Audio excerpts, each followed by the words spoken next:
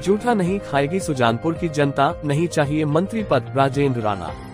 सुजानपुर विधानसभा क्षेत्र के विधायक राजेंद्र राणा के निवास स्थान पटलांदर में रविवार को कार्यकर्ताओं के सम्मेलन में विधायक राजेंद्र राणा ने संबोधित करते हुए कहा कि पार्टी ने अब तक जो भी जिम्मेदारी दी उसे उन्होंने बखूबी निभाया।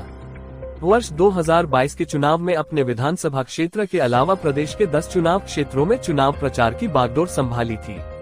इसका उद्देश्य केवल मात्र यही था कि प्रदेश में कांग्रेस की सरकार बने। जब प्रदेश में सरकार बन रही थी तो 3 लोगों के नाम मीडिया में चल रहे थे। मुकेश अग्निहोत्री व राजेंद्र राणा का नाम उसमें मुख्य रूप से था। उसके बाद मंत्रिमंडल की बारी आई तो राजेंद्र राणा का नाम हाईकमान ने लिस्ट में शामिल किया था। हाईकमान द्वारा मंत्रिमंडल विस्तार में जारी की गई लिस्ट में राजेंद्र राणा का नाम काट दिया गया। इस दौरान विधायक राजेंद्र राणा का दर्द भी छलक कर बाहर आया। उन्होंने कहा कि जो जायज मान सम्मान सुजानपुर की जनता को मिलना चाहिए था वह नहीं मिला। मंत्रियों को जो गाड़ियों व बंगले मिल रहे हैं, राजेंद्र राणा के पास ये सभी चीजें वर्ष 2011 से पहले ही मौजूद हैं। राजेंद्र राणा ने मंत्रिमंडल के प्रश्न पर कहा कि प्रदेश में 2 बार मंत्रिमंडल का विस्तार किया गया, उसमें सुजानपुर को तरजीह नहीं दी गई। राजेंद्र राणा ने सुजानपुर क्षेत्र की जनता से पूछा कि क्या सुजानपुर क्षेत्र की जनता अब जूठा खाने के लिए बनी है। राणा ने कहा कि अब मंत्रिमंडल में शामिल होने का प्रश्न ही नहीं उठता है।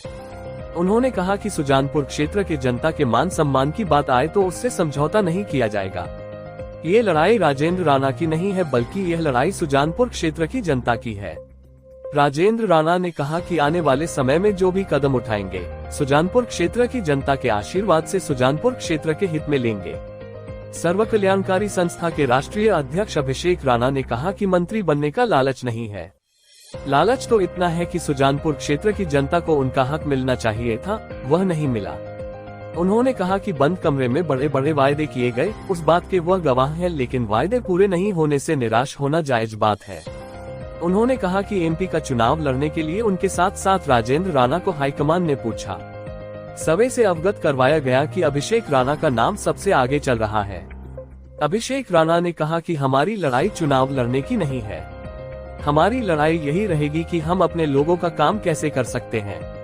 अभिषेक राणा ने कहा कि अगर कांग्रेस पार्टी के लोग ये सोचे कि हम लालच देकर एमपी का टिकट देते हैं, ऐसी चीजों को हम पहले हो देख चुके हैं।